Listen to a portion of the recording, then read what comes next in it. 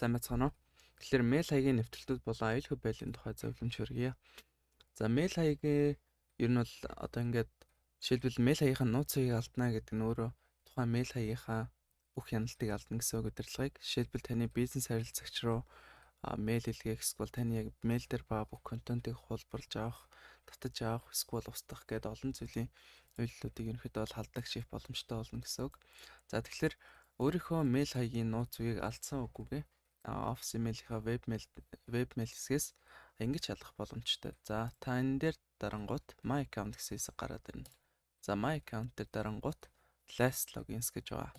За last login болохоор яг таны сүүлд ямар газраас нэвтэрсэн бэ гэдэг түүхүүдийг харуулж байгаа. За миний хувьд болохоор 7 сарын 1, 7 сарын 3-нд Монголоос хандсан байна. Одоо ашигласан арга нь болохоор IMF гэсэн арга ашигласан байна.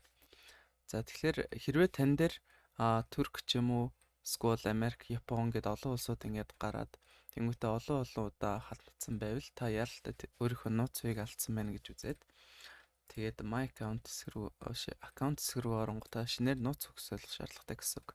За эхнээд болохоор шинэ нууц үг авчиад дараа нь одоо шинэ солих байгаа нууц үгээ давтаж өчээд тэгээд апдейт пассвортыг дарна гэсэн үг. Энэ нь болохоор орсон бүх газраас халбалтыг салгаж байгаа гэсэн үг. За, өгцөн баярлалаа.